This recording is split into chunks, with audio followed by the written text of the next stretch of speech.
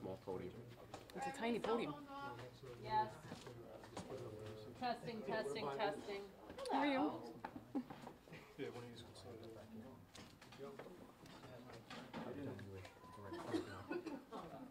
Where's Chiquiti? You come over here. All right, we're all good?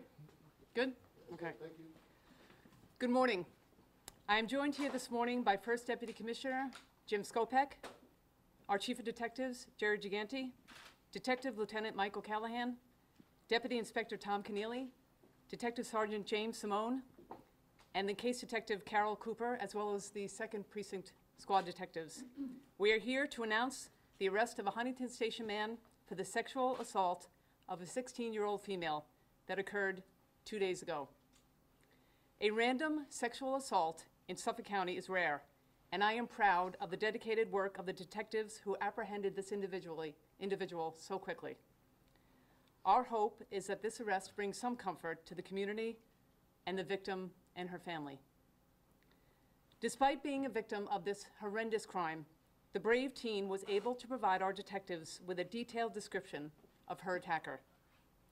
Utilizing her information, along with the town of Huntington surveillance cameras that captured the crime along with the suspect's vehicle, detectives were able to identify the suspect, Daniel Adum, 19, of Huntington Station. The vehicle the suspect was driving was unique. It was a white Honda Civic with a black racing stripe. We were able to ascertain the information using motor vehicle records and through process of elimination, identify a suspect vehicle. At the same time we received the information, a detective who was working on the case observed the suspect vehicle on New York Avenue in Huntington. He conducted a vehicle and traffic stop. One of the occupants of the vehicle fit the subject description, and after a subsequent investigation, Adum was arrested. Adum was charged with a criminal sexual act in the 1st degree and aggravated sexual abuse in the 2nd degree, both felonies. Again, I would like to thank the detectives who worked around the clock to bring this violent perpetrator to justice. This was a heinous crime, and we brought all resources to bear to take this predator off the streets in less than 48 hours. Thank you. Any questions? Does he have a prior history, especially of sex assault? So he does not have any prior arrests.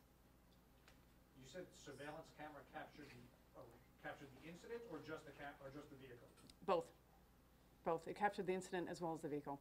And this was town surveillance? That's correct. And precisely where did the incident occur? It was out on the street, correct? It was out on the street. Do we have the exact? Prospect off of Main. And so you mentioned that the victim was extraordinarily helpful in this regard. Can you just elaborate, what it takes to keep your wits about you and to try to... Right. So I can't imagine, I mean, after what she went through with a physical assault and a felony of this nature, that she was able to give us really a terrific, accurate description and cooperate with the detectives fully. And she didn't know this man at all? Not at all. Not at all. Completely random. The suspect, what does he do for a living? Was he in school? Is he here legally? Any gang affiliations? Anything you can elaborate about the suspect? So he does have resident status. He is from Ecuador, and we believe he works at the Crest Hollow Country Club in Woodbury. He was wearing a YMCA shirt that says staff. Is he also part of the YMCA? We have no indication that he has any affiliation with the YMCA. And what does he do at Crest Hollow? I don't believe we know that, no. What was he doing in Huntington Village at the time? So it seems like he was on the prowl, really. He had no connection to the village that we know of. Obviously, he lived in Huntington Station, but he was down in the main village. And can you just set the scene a little? So it's Saturday night into Sunday morning, right? Right. Busy Huntington, right? She's walking with a friend. And then was he following them for a while, or what? Right. So so they passed him on Main Street, and one of the friends noticed that he had exposed himself, and she said, we need to pick up the pace and get away from him. What happened was they went to a more secluded area versus staying on Main Street and going to a more populated area. So when they turned and went to a more secluded area, he came up behind the victim and attacked her. How troubling is it to you that you have someone in this, you mentioned it's rare, a random attack like this, someone quote on the prowl like this? Right. It is rare and it is troubling, and that's why we put all resources to bear to make sure that we brought this subject to justice quickly and get him off the street and give our community some sort of peace of mind, and of course the victim and her family.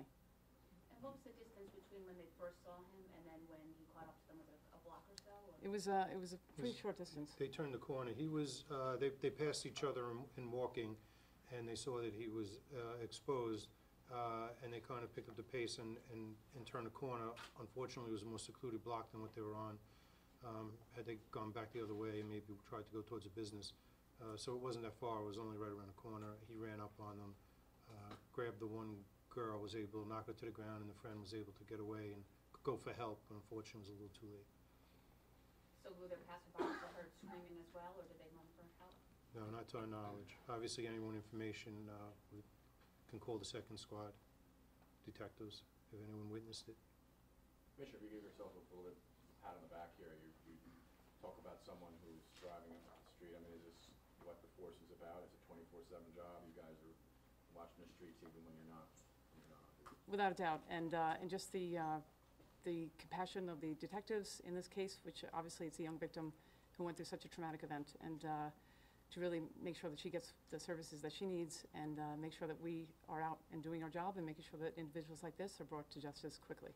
And the help of, we have cameras everywhere now, so can you talk about how this is now a deterrent, you're not gonna get away with anything with cameras, and just talk about that helping you with the case. Absolutely, and that's why I highlighted that in this narrative, because I want people to know that the town of Huntington cameras were such a large part of this investigation. And really, we started with nothing. I mean, when you think about it, we just had a random victim. And to build on that case and use technology in this fashion was very helpful, extremely helpful. Has the suspect said anything while in custody yet? So that's something we're going to comment on. Not gonna comment. You said he had resident status. Do we know how long he'd been here? Not certain. He's been here a while. His father also has residency status. Do you believe he may have done this before? So we have no indication of that? And we have no open cases that would fit the description of this perpetrator, so obviously if there's any additional victims out there, we would ask them to contact the second squad detectives at 852-8252. 854-8252. I may have heard this before. Where were the girls coming from exactly? So they had been dropped off behind Panera Bread in the parking lot, behind Panera. Dropped off from? A friend. Okay, thank you. Thank you. Thank you. Can you just hold the pictures up a little so we can get a tighter shot of them? Thank you. You want me to put them somewhere? I just want to get the Should be on the bench already? I'll take the vehicle. Sure, I have it. I want to get the pictures too. Thank you, folks. Thank you. You know, maybe we'll just put them on the